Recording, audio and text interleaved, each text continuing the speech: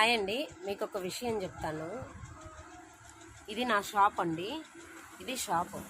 ఇప్పుడు ఈ షాప్ని అయితే రెంట్కి ఇచ్చారు. ఇప్పుడు ఎవరైనా సరే మీరు అయినా ఏదైనా బిజినెస్ చేసుకోరనుకో, మనకు షాప్ రెంట్కు తీసుకుంటాం. అయితే షాప్ రెంట్కు తీసుకున్నప్పుడు ఓన్లీ షాప్ ఒకటే యూజ్ చేసుకుంటారా? మీరే చెప్పండి. నాకు కామెంట్ బాక్స్లో కామెంట్ చేయండి. షాప్ ఒకటే యూజ్ చేసుకుంటారా, బయటకి నీ యూజ్ చేసుకుంటారా? ఇప్పుడు మనకు బయట కస్టమర్స్ వస్తారు, బయట నుంచి అయితే నడుచుకుంటూ వస్తారుగా. సరే, మన షాప్లోకి మెటీరియల్ వేయడానికి వస్తారు. వచ్చినప్పుడు ఏంది, ఇప్పుడు ఆయన వచ్చి అయితే ఆడ వెహికల్ అయితే ఆడ పెడతారు కదా. పెట్టారా? మీరే చెప్పండి. మాకైతే ఎంత టార్చర్ అంటే అంత టార్చర్ అండి.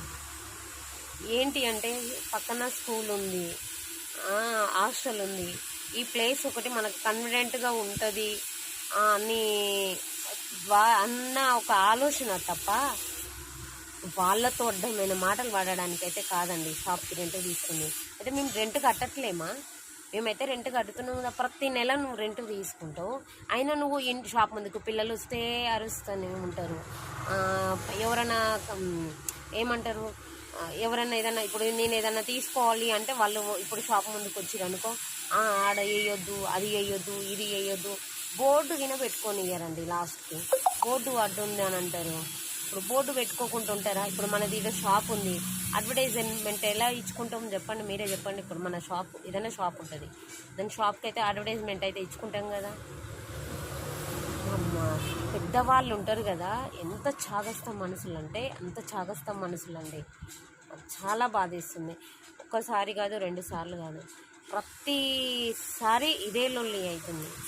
సరే, ఎందుకు పెద్ద ఆవిడే కదా, ఎందుకు మాట్లాడాలి అని నేను సైలెంట్గా ఉన్నా కానీ ఇంకింత రెచ్చిపోతుంది. సరేలే, వాళ్ళ ఒకరికని చెప్పుదాము అంటే ఎందుకు చెప్పి ఇబ్బంది తిట్లు ఎందుకు తిట్టాలి, ఎందుకు అనవసరంగా ఎందుకు లొల్లి పెట్టేయాలని ఆలోచిస్తున్నా తప్ప ఆమెతో మాటలు పడే అవసరమే లేదు. రెంట్ తీసుకుంటారు, ఏమంటారుగా, రెంట్ తీసుకుంటారు, పైనంగా మళ్ళీ మేమే మాటలు పడవలసి వస్తుంది. రెంట్ ఇస్తున్నాం, మేమే మాటలు పడుతున్నాం. ఇట్లా వచ్చింది నాకు ఇప్పుడు తలనొప్పి. మీరే చెప్పండి. షాప్ ఒక్కటే వాడుకుంటారా? బయట ప్లేస్ వాడుకుంటారు కదా.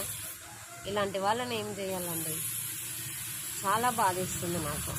ఆ అంకుల్ని అయితే ఎట్లా పడతా ఒక మాట అంటే ఎంత బాధ అనిపిస్తుంది. ముఖం ఎంత చిన్నపుచ్చుకుంటారు. ఇప్పుడు నేను కదా పిలిచింది, చెప్పండి, అంతేనా కదా? నాకు నిజంగా చాలా బాధేస్తుంది ఇలాంటి